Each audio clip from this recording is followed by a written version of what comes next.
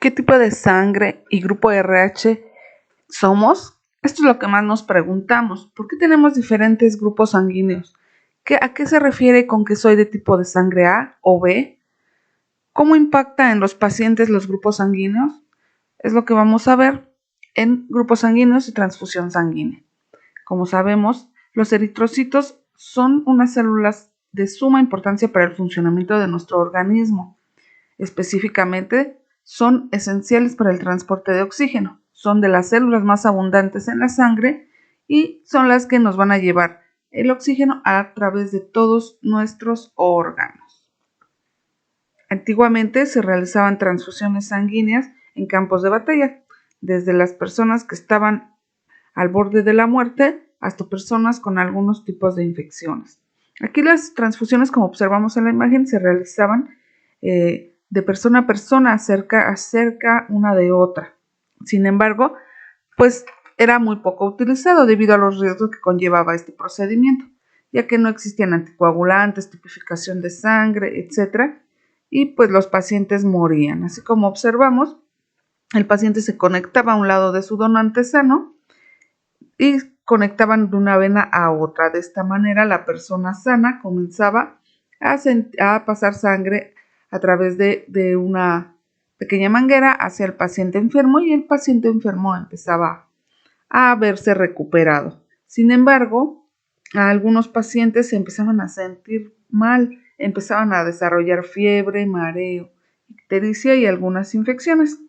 Se observó también que los eritrocitos se lisaban, pero no se sabía qué era lo que estaba ocurriendo en estos pacientes, hasta que llegó el médico Karl Landstein, el cual empezó a descubrir que los eritrocitos pues tenían en sus membranas unas proteínas, a las cuales llamó A o B, según sea el caso, o si no se presentaba esta proteína, la llamó 0 o grupo O. Entonces así empezó él a tipificar que existían diferentes grupos sanguíneos, dependiendo la proteína que se encontraba en la superficie de estas células. Las opciones principales que se encuentran actualmente de tipos de sangre, pues son el A, el grupo B, el grupo AB o el grupo O, dependiendo del tipo de antígeno o proteína que presentaban. Para el A, la proteína o antígeno es el N-acetilgalactosamina. Para el B es la galactosa y para el grupo AB es ambas, se presentan ambas proteínas. Y cuando hay ausencia de estas proteínas o antígenos, se dice que el paciente es grupo O o 0. Hasta ahí sabíamos que existían estos grupos sanguíneos, sin embargo seguían existiendo problemas cuando habían transfusiones sanguíneas, desarrollaba tolerancia, pero todavía enfermaban algunos pacientes y morían, hasta que este médico, Karl, 39 años después, descubre que hay otro grupo, otra proteína que también se presenta en los eritrocitos, que es el grupo RH. Algunos pacientes presentan esta proteína, lo cual es RH positivo, y algunos otros no la presentan y es RH negativo. Así es como entonces quedan los grupos sanguíneos que conocemos actualmente: A positivo si presenta esta proteína RH, o A negativo si no la presenta, B positivo o negativo, dependiendo es el caso, y si presenta ambas proteínas, AB, y positivo si presenta esta RH o negativo. O si no presenta ninguna de todas estas proteínas, sería O negativo, dependiendo el caso de la proteína o antígeno que presente en su superficie. Y así es como empezamos a conocer y a diferenciar que hay diferentes tipos de grupos sanguíneos entre personas. Y el caso es que aquí, por ejemplo, una persona que es de tipo de sangre A no puede recibir transfusiones sanguíneas de otro tipo de sangre más que del tipo A o AB, para que no desarrolle anticuerpos contra este antígeno. Así nuestro sistema lo identifica como propio y acepta esta transfusión. Sin embargo, si a una persona que es tipo de sangre A se le pone un tipo de sangre B, pues nuestro cuerpo va a desarrollar anticuerpos contra esta proteína y lo va a rechazar, y por lo tanto va a desarrollar problemas como los que ya habíamos mencionado anteriormente. Aquí podemos observar una pareja, la cual está enamorada, ella es O negativo y él es B positivo. ¿Qué es lo que ocurre aquí? Ella no tiene antígeno RH, por lo tanto es negativo. Su tipo de sangre es O 0, lo cual no presenta ninguna proteína A o B. Y él, sin embargo, tiene un antígeno, tiene antígeno RH, lo cual es positivo, y también tiene un antígeno B, por lo tanto es B positivo. Cuando la mujer queda embarazada y es diferente del grupo sanguíneo que su esposo, en este caso el RH, que es de suma importancia, se va a desarrollar una patología que se llama eritroblastosis fetal. ¿Qué ocurre? Con su primer embarazo va a desarrollar anticuerpos contra el bebé, ya que el bebé va a tener diferente grupo sanguíneo. En este caso, los anticuerpos no van a atacar al feto porque está protegido. Sin embargo, cuando el bebé nace, se mezcla su sangre con la de la madre y ahí ya van a haber anticuerpos contra el feto. Sin embargo, con un segundo embarazo, ahí sí va a haber incompatibilidad del grupo RH, por lo tanto, estos anticuerpos sí van a atacar al feto y en la mayoría de las veces pues no se logran estos bebés. Por lo tanto, en estos casos pues ya no podrían tener más hijos, tendrían consecuencias. Esto es lo que ocurre con la incompatibilidad de RH.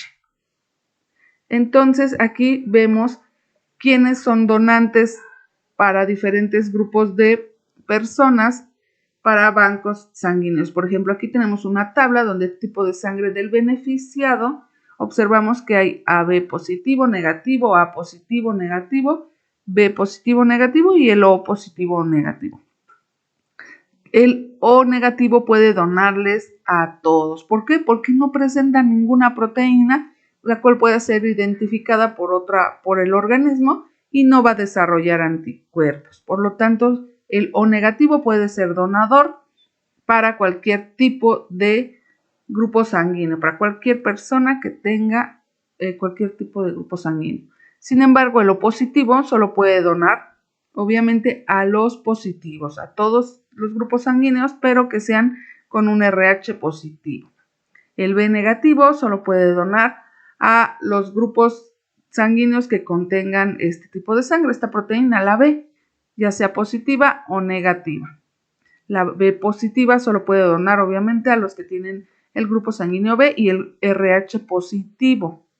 Y así como observamos en la tabla. Por lo tanto, el donante universal de sangre se dice que es el O negativo, gracias a que no presenta ni grupo ni ninguna proteína, ni tampoco el RH. Por lo tanto, no detecta el sistema esta sangre y la va a aceptar sin ningún inconveniente.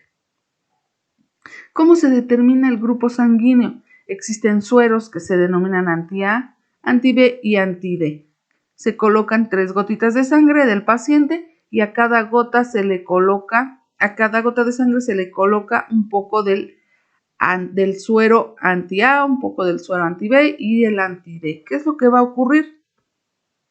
Si aglutina, se dice que hay interacción entre el anticuerpo y el antígeno, lo que quiere decir que ahí sería positivo. Hay un agrupamiento notablemente y así se puede determinar el grupo sanguíneo. Observamos que, por ejemplo, aquí en la imagen tenemos que en el suero anti-A pues no hubo aglutinación, lo que quiere decir que los anticuerpos no se unieron al antígeno, por lo tanto se dice que ahí es negativo. Sin embargo, por ejemplo, en el grupo sanguíneo B, al colocarle el suero anti-B, ahí aglutinaron. ¿Qué quiere decir? La aglutinación es esta interacción antígeno-anticuerpo. Sí se unieron los antígenos al anticuerpo. Por lo tanto, hubo estas como pequeños grumos y se dice que ahí es positivo. Y en el anti-D, que es para el grupo RH, observamos si hay aglutinación, también de la misma manera hay interacción antígeno-anticuerpo, se dice que es positivo. Se aglutinó, se unieron estos anticuerpos al antígeno. Por lo tanto, da positivo. En este caso, el grupo sanguíneo sería B positivo. Y por último, vamos a ver lo que es una transfusión sanguínea. Las transfusiones sanguíneas Es un procedimiento seguro hasta el momento, gracias a este médico, como pudimos observar, que descubrió que hay diferentes grupos sanguíneos. Aquí se recibe la sangre a través de una sonda intravenosa que va directa a nuestros vasos sanguíneos. Pero ¿por qué es de suma importancia esta transfusión? Gracias a estas transfusiones restauramos de forma rápida la capacidad de la sangre para poder transportar oxígeno a todos nuestros órganos, que es la principal función de los eritrocitos. Y el objetivo de la transfusión va a depender de la enfermedad. Aquí vamos a ver, por ejemplo, en algún tipo de anemia o hay pérdida de sangre, aquí sí se requiere estas transfusiones. En el banco de sangre primero se identifica al paciente, se le toma una muestra de sangre y después la sangre es manejada para realizar la tipificación, para saber exactamente qué grupo sanguíneo es, y se realizan pruebas de compatibilidad. Una vez que ya se realizaron estas pruebas y se vio que sí es compatible, se entrega el hemocomponente para realizar estudios completos y mantenerla en buen estado de conservación para su uso. Existen algunas pruebas que se llaman pruebas cruzadas. ¿Cuál es el objetivo de las pruebas cruzadas? El objetivo es evidenciar la compatibilidad in vitro del donante receptor. Antes de colocar esta sangre al donante, del donante al donador, lo que se hace es realizar esta prueba para ver que haya compatibilidad. Aquí la muestra del paciente se centrifuga para obtener anticuerpos libres en el plasma. Una vez que obtenemos estos anticuerpos, se van a incubar in vitro a 37 grados centígrados y tenemos los glóbulos del donante que expresan el antígeno para el cual el paciente tiene anticuerpos. Aquí se observa que hay una unión antígeno-anticuerpo y se va a observar esta hemaglutinación. Si se observa que se aglutinan, o sea que los anticuerpos están atacando a las células, se dice que la prueba es incompatible. Al existir esta aglutinación, pues no va a poder ser donada esta sangre a ese paciente en específico debido a que está reaccionando. Y si se le coloca esta sangre al paciente, va a desarrollar diferentes complicaciones, como ya lo habíamos mencionado anteriormente. En caso de que no exista aglutinación, entonces sí se puede colocar al paciente la sangre del donador, ya que no va a reaccionar y le va a traer más beneficios que efectos secundarios. ¿Cómo se maneja la sangre? Bueno, aquí no se recomienda precalentar, tiene que estar a temperatura adecuada. Se administra lentamente dentro de los primeros 30 minutos para ver cómo reacciona el paciente en estos minutos. No se deben agregar fármacos a la sangre, debe de estar limpia. Por eso se le pide al donante que no haya consumido drogas, fumado, etc. Aquí también no nada más se puede transfundir la sangre completa, sino también fracciones, separación de componentes. Se pueden utilizar solamente el paquete globular, solo el plasma o las plaquetas o leucocitos, dependiendo los requerimientos del paciente. Y existen hasta el momento algunas máquinas muy sofisticadas que ya separan estos componentes de acuerdo a lo que se requiera para el paciente. Las reacciones por transfusión sanguínea existen diferentes, por ejemplo, anafilaxia, urticaria. Esas son reacciones inmediatas, daño pulmonar. Y no inmunológica puede ser una contaminación bacteriana, una sobrecarga de volumen, etc.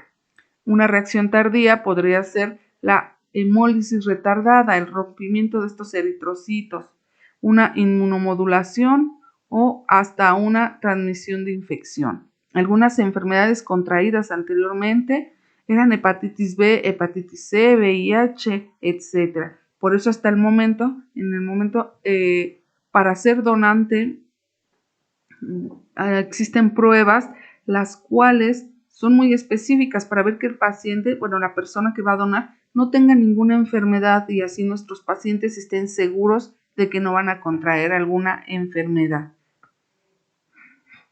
En conclusión, la transfusión de hemocomponentes no es un activo inocuo. La transfusión es un trasplante, el cual puede tener consecuencias graves, por eso se debe de cuidar mucho que no esté contaminada la sangre, que no venga con alguna enfermedad y que sea compatible con la persona a la cual se va a transfundir. La decisión de una transfusión se basa únicamente en los datos clínicos y de laboratorio del paciente.